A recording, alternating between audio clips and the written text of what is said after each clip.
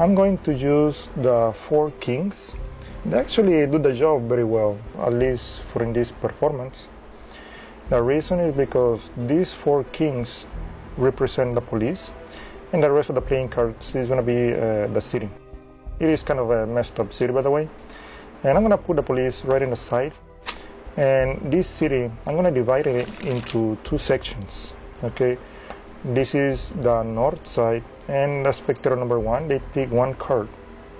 Okay, this card is actually running away from the police, and I'm going to put it in the side for now. And spectator number 2, from the south side, they pick a 2nd card, and they're actually running both cards away from the police. And you know, they are really lost somewhere in the deck. Doesn't really matter, because the police, they get into the city by 1 snap. They catch 2 cards right away.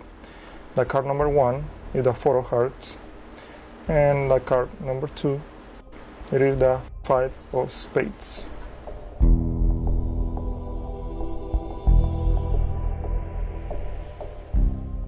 Okay, so this is the final color setup at the beginning of the performance. So you can end up with 2 kings of the same color trapped in each selection. And the final setup is that you need to end up with these 3 last kings at the bottom of the deck, like that. Okay. So I'm gonna explain 2 ways you can do this setup. The way I did it in the performance, and another way, a little bit more practical. This is what I did in the performance. I show the kings as the police, and then I keep spreading, showing the deck as the city. So the reason is because I want to create a big mess, okay, as much as I can, so I can get a pinky break somewhere in the middle of the deck and proceed to the cover pass. Okay, so as fast as I can. That's the only issue. And also by doing the cover pass, you will end up with the king somewhere in the middle of the deck, which is okay. Then I take between 3 and 5 cards, okay, and I put them in the side. And of course, it's not the kings, but they see the same volume of the cards. Then notice by putting cards back to back, you can see there is a little gap. Okay, it's natural bending. You put them back to back, and because of that, the kings, you know, they are back to back right here. And by doing 1 hand cut, it's a natural break. Basically, you will end up with the kings all the way at the bottom, and that's the final setup. And that's what I did in the performance. But in the cover pass, the only issue is that you have to be a little bit quick, okay? And by keeping, you know, both hands in the deck, it doesn't look so natural. So by doing the mess, by closing the spread, you also get a pinky break right away. And by squaring, that justifies the other hand. Middle finger right here in the corner. And index, move the top card to the side. Thumb over here in the corner. You know, cover it. And you can show this angle because by moving the top half, except the top card from the top to the bottom, it's going to push this card a little sideways, okay, which is going to cover much better. Not just from the front, but also from the side, which is going to help. And then you're going to end up with the kings in the middle. Take a little chunk and then do a natural break to end up with the kings at the bottom. And that's going to be it for the way I did a setup and the performance. The second way you can do this setup is by, you know, showing the kings as the police. And then the 5th card I in-jog it by showing the rest of the cards, and a little bit of a more messy way. This is the 5th card, so I can do a thumb break, lift it up, and square it. And notice the middle finger is still covering over here in the corner, the excessive thickness over here in the front. And before I even start counting, I need to do a thumb break. Then I can count 1, 2, 3, and drop this card, the thumb break, by squaring right above. And the other kings.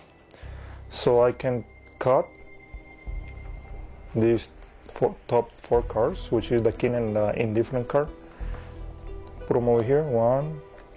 Be careful with this one. That's the only problem when you have cards back to back. And well, anyway, 2, 3, and keep doing a little bit of a mess.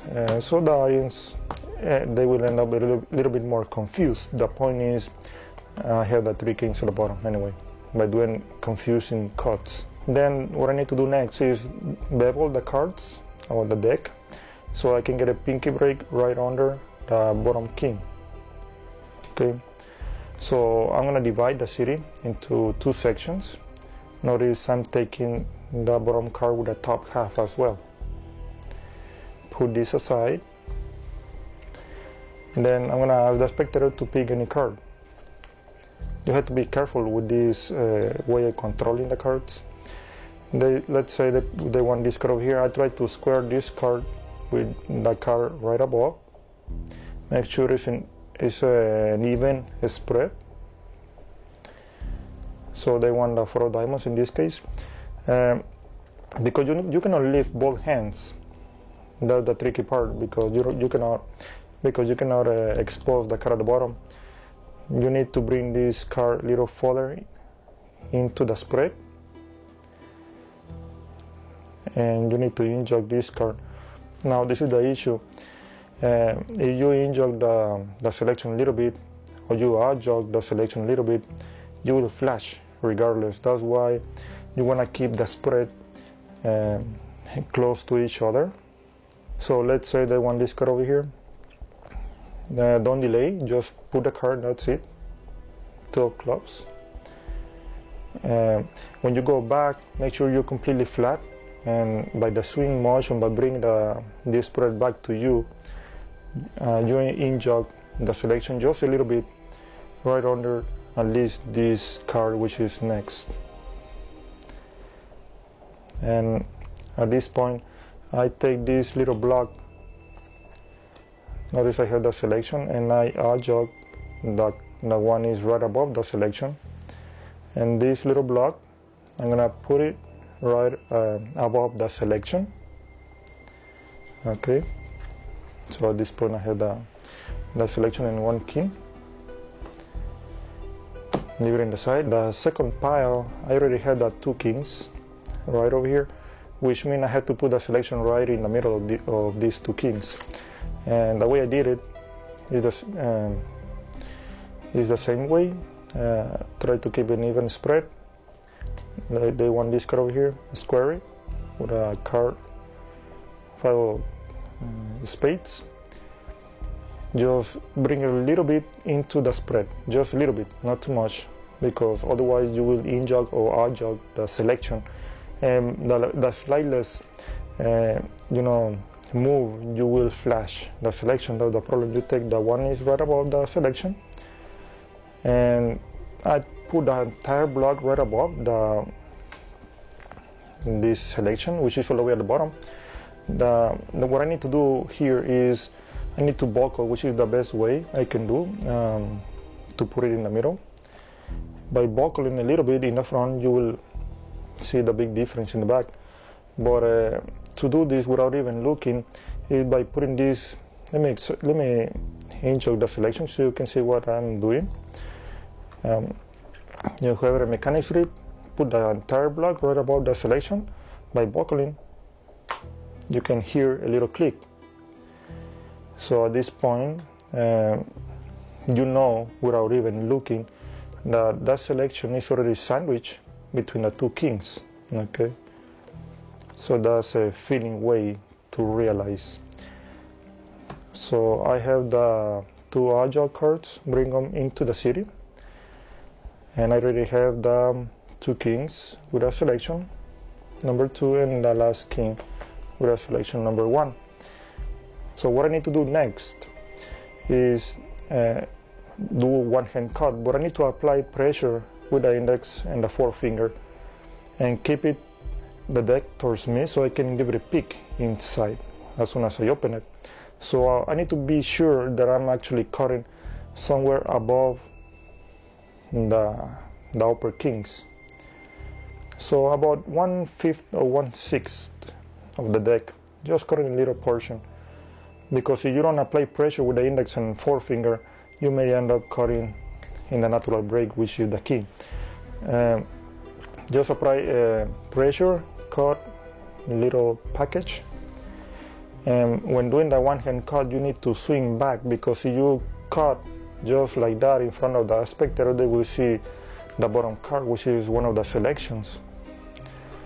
So instead I cut like that, so I can see inside there is no king. Then I spin it and put this king. He's gonna end up sandwiching the last card. Okay, be careful when you pick them up so you don't flash, like that. And at this point you can reveal the two kings, the red ones and the black ones, sandwiching the selection.